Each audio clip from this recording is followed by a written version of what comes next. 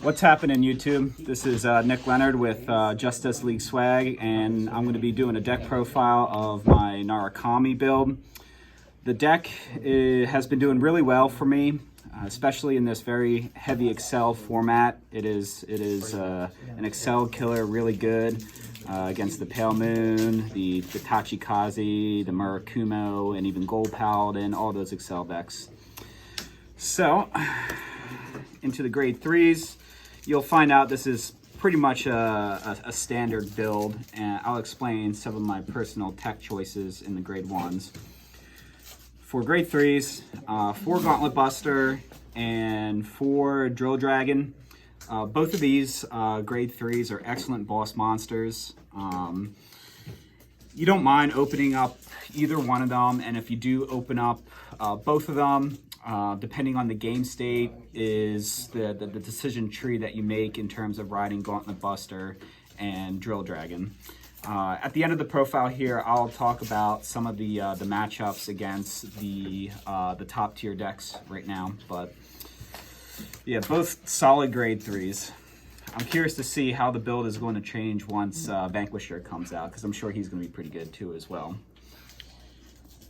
For the grade 2s, 4 Cho-Oh, 4 Death Scythe, and 4 Zuitin, all excellent cards. The one thing I like about Cho-Oh, and what I try to do with him is, unless I have an abundant of him in my hand, I usually wait to save him for my grade 3 turn before I drop him, just because on that Excel 2, he's hitting that nice 14, which hits over the 4 stacks. If you drop him too early, A, people just snipe at him, and B, once you get to grade 3s, he can't hit by himself, so you're kind of wasting and not really utilizing his restand capabilities. But overall, just a really solid, versatile card. Death Scythe is Death Side, get that binding off with the soul, don't need Encounter Blast, and powerful. The nice thing is on the Excel 2, you can use him, drop him on there with his skill, and get up to 22, which is really nice against the heavy Excel meta. You can hit over that damage trigger, that's really important. And then of course Zuitin.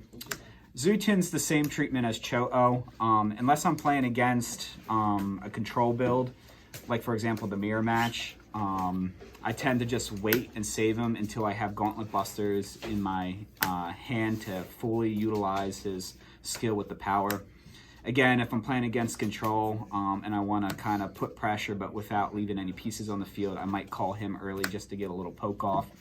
Depends on, the game state, but most of the time I try to keep him in hand and use him for my big power plays. After that, we got the grade 1s. We got 4 Demolition Dragon, 4 Phoenix, and when for my tech grade 1 spot, is running 3 Bolt Capture Dragon and 2 Gaiban. So Demolition Dragon and Rising Phoenix are staples. Really good card, Demolition Dragon. That on-hit pressure on your second ride, or going second, is really nice. But more importantly, he makes you hit force numbers, especially if you have, it's boosting another grade 3. It gets that magical 23, 33 if you're boosting a Gauntlet Buster or even higher.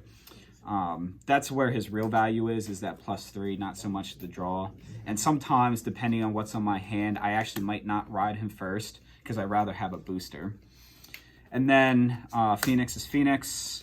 So my tech grade 1 spot, the reason I chose to run these is, A, I'm not running Helena for the Soul Blast counter charge, just because I never feel like I'm in a pressure position where I'm getting counter blast starved. If that ever changes in the future, I might put Helena back in, but as of right now, I'm not really having any counter blast issues, so there's no need to run it. Originally, I was running more Gaiban, but what I found is Gaiban is more potent in a heavy protect meta, not an Excel meta. And plus, you know, he's a 7K. If you have Gauntlet Buster on the field, he's kind of a dead card. So, but he still comes in clutch when I do my big drill turns. Makes those drill turns really scary, especially if you have both of them on the field. Not being able to PG anything is really nasty, but I feel like the current Excel meta doesn't warrant more copies of him. And then my 3 Bolt Capture Dragon. Originally, I was running 1, and then I ran 2, and then I found out I really liked them because my opponent would, especially in anticipation of my drill turn, slap that grade 1 behind their grade 3, or grade 2 at the time, therefore thinking out the discard, then slap him, and not only do you get a free restand, but you get a bind. And, you know, a lot of times, too, as well, if you're playing the counter Blast Starve game with Buster Dragon, he can help pull out those back rows to get more value out of your binds. This lineup seems to be working just fine with me, and it'll probably change as the meta shifts. So for the triggers, my lineup is I am running 7 crit and 5 draw and 4 heal. I know there's different types of trigger lineups up there, 6 crit, 6 draw, or I've even seen 8 draw builds, 4 crit, and then of course there's your builds that have the fronts. They're all viable. However, I personally like this ratio better, especially using crits over fronts. When I was using fronts, I felt like my drill wasn't having pressure, and even with Gauntlet Buster, I know he already has inherent critical, but if my opponent chooses to no guard when they're at 2 damage, you know, if you're running nothing but fronts, you know, your opponent knows they can eat that hit safely. But if you're running crits, now at 2 damage, they have to worry about being lethal with this swing. And it's even more so against Excel, especially when you're going second against Excel and they get that Excel marker. You can keep them at 1 damage, and depending on the matchup and what the game state is, you could do a play where you just ride Gauntlet Buster and you swing 4 crit, and now they have to have a decision where do they block it or do they take the 4 crit, risking that crit trigger and then taking 5 damage. It's just a strategy, but it's one that seems to be working for me. So my matchups against some of the top decks here, like I said, it's primarily Excel. So the matchup against Pale Moon is a really tough matchup, especially if you're going against a player who knows what they're doing. At first, when I was playing against Pale Moon, I tried to do the Counter Blast Starve game where I basically sat in Gauntlet Buster and kept on swinging out just so that they didn't get the 2 open damage for Lukier. However, I found out with the other grade 3 that they run, if they ride that, they can just out-resource you because they can, you know, they can call and just poke at you, and then they can just suck up their field and draw cards. And you know, if they have the PG, your turns are very vanilla, and I just found it wasn't as effective as just swinging out with drill. So what I like to do against that is just, you know, just go hard and go early and start just picking away at their hand early, so that when they do build up their hand a little bit more so later on, you can just fight through it with your drill restanding turn.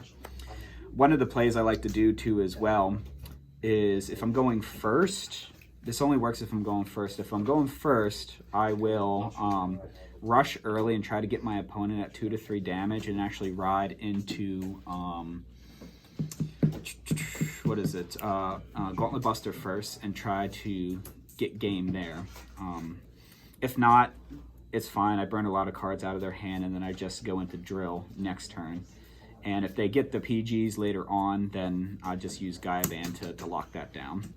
It's still a tough matchup though, because you have to deal with you know, the Lukier plays too as well, and it's just a matter of managing your resources and guarding efficiently. Guard the small attacks, eat the big attacks, and try not to take a crit, because you know that just hurts.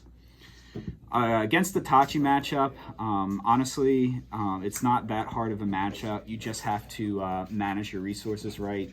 Against that deck, I just try to block early, and if they swing out with Vanguard while riding up the 3, just throw down, you know, 15-20k shield and make that a no pass, and one card guard that.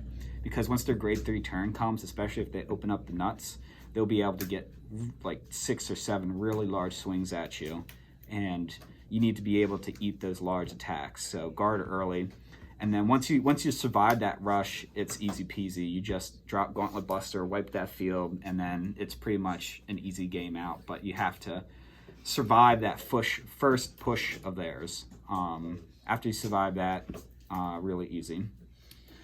Probably another hard matchup is the Narukami matchup.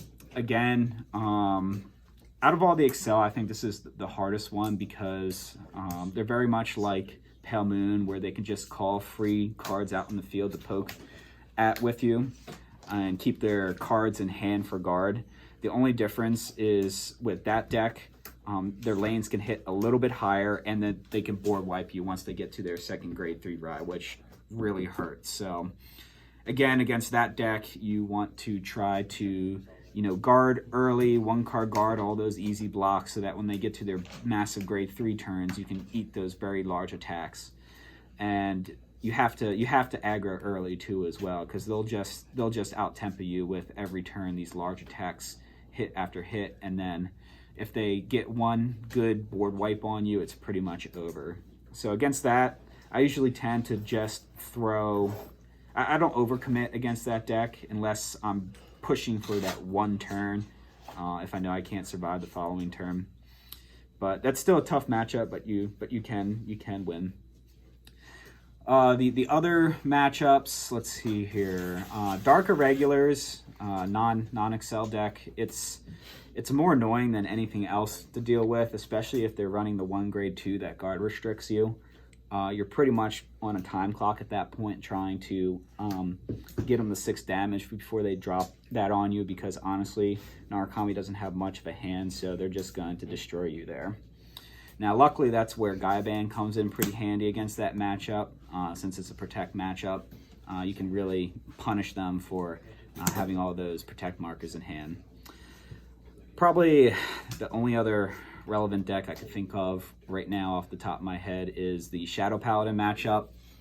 That matchup, honestly, it's a tough matchup just because they're forced, especially to go first. It really slows your game down.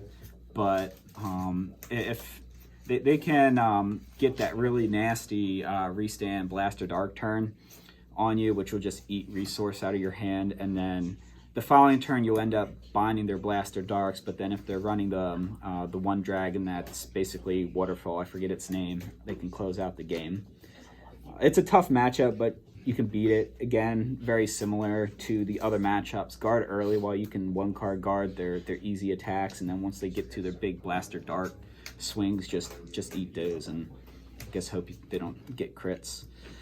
That's the deck profile and kind of a little bit of a matchup analysis against the current meta. I hope you guys enjoyed it and got something out of it. Please like and subscribe, and we'll get you on the next one. Thanks.